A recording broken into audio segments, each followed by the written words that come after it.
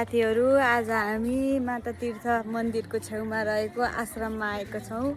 आश्रममा हेर्न लायक कति राम्रो राम्रो चिज छ मध्ये तपाईहरू पनि आउनु होला। अनि आज यहाँ आश्रमको वार्षिक उत्सव त्यसैले हामी सेलिब्रेट गर्न आएका छौँ। के गर्छौँ हेर्दै गर्नु। यहाँको मैले वातावरण देखाउँछु कस्तो दामी दामी छ भनेर है त हेर्न सक्नुहुन्छ। यो आश्रमभित्र हो गार्डन हेर्नु कति दामी छ। यहाँ आफै खेतीपाती गर्ने आफै खाने यहीँ बस्ने यहीँ रमाउने सबै यही भित्र हुन्छ। कस्तो राम्रो राम्रो खेती भइरहेछ देख्न सक्नुहुन्छ। यहाँ हाम्रो दिदी भइहाल्नु भयो मलाई देखाउनु भएको छ यस्तो छ उस्तो छ भनेर। टुरिस्ट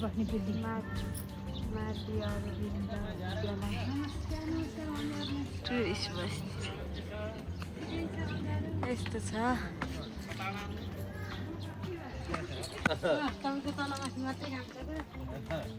यहाँ पढ्नु होला के लेखेको छ भनेर पनि।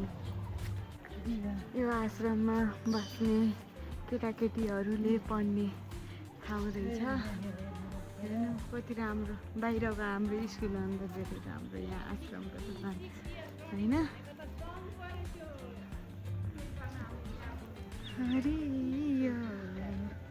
दामी दामी छ तर पोल्नी भइसकेछ यहाँ घामले गर्दा। हेर्नु है त साथीहरू यो स्कुलको ग्राउन्ड हो खेल्ने ठाउँ दामी छ। कति राम्रो राम्रो ठाउँ रहेछ। यहाँ फेरि विदेशीहरू बस्ने ठाउँ रहेछ।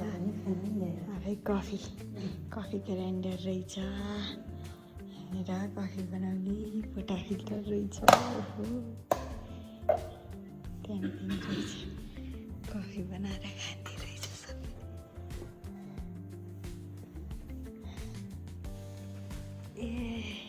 मेसिन सबै रहेछ।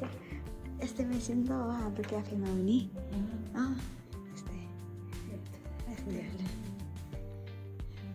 रहेछ विदेशीले फेरि कफी खान्छन्।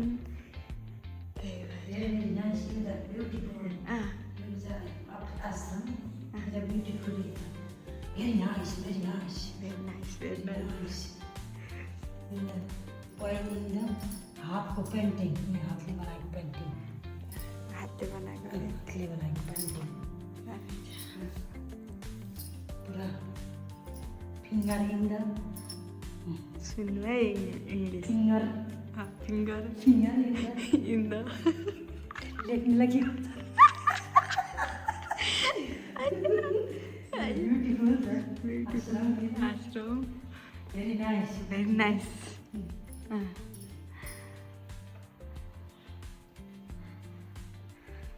माता परमेश्वर माता पिता या माता म पिता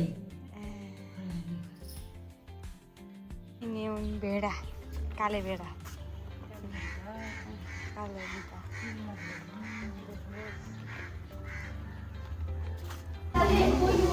दिदीले यहाँ खाना बाँड्दै हुन्छ खाना बाँड्नुहुन्छ। हेर्नुहोस् यति ठुलो लाइन छ यहाँ। ओए कति राम्रो। हाई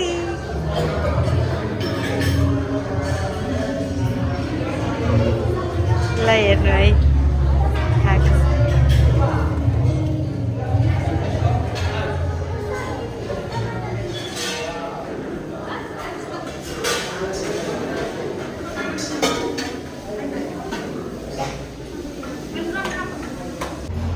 खाना खाँदै हुनुहुन्छ हाम्री दिदीले।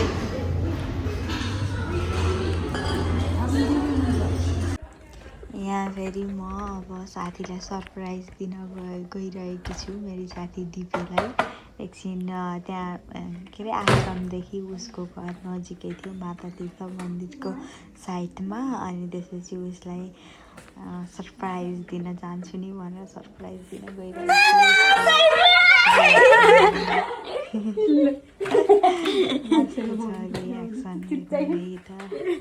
थाहा देखि जस्तो तेल अगाडि गएर हेरेँ मैले ढोका त्यो फेरि भाषा सुन्दा सुन्दै निद्रा लागेर आँखाबाट छोएको अवस्था भयो।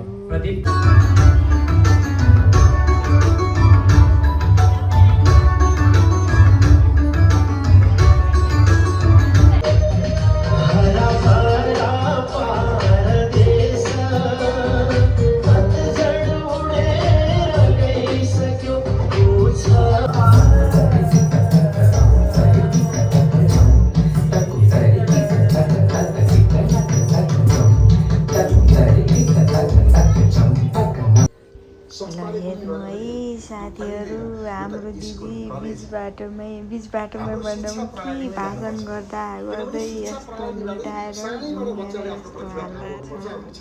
मैले ए दिदी निद्रा लाग्यो भनेर कोटाएर उठाउँदाखेरि पनि नउठेर निद्रा जस्तो हुनुहुन्छ। ल एकछिन अब आयौँ फेरि ध्यान गर्छौँ, मन शान्त शान्त छ वाला ध्यान गर्छौँ। सासभित्र ल्याउने, सास बाहिर ल्याउने, बाहिर फ्याँक्ने वाला ध्यान गर्छौँ। हेर्नु है त। अनि गुरुले के भने, गुरुले आँखा चिम्म गर्नुहोस् अनि यस्तो गर्नुहोस् भनेपछि दिदी त खुसी भएर ल ल ल आँखा चिम्म गर्ने, ल ल हुन्छ, गरम गरम यस्तो त गर्नै पर्छ भनेर आँखा चिम्म गरोस्। निद्रा पनि लागेको थियो त्यही बेला गुरुले आँखा चिम्म गर्ने भनेर भन्दा त खुसी भएर किसिम थियो कि फेरि। शरीर मन विचार हृदय भावभन्दा गहिरोमा बन्द आँखाले विराट अन्धकार आकाशलाई देख्नुहोस्। भगवान गौतम बुद्ध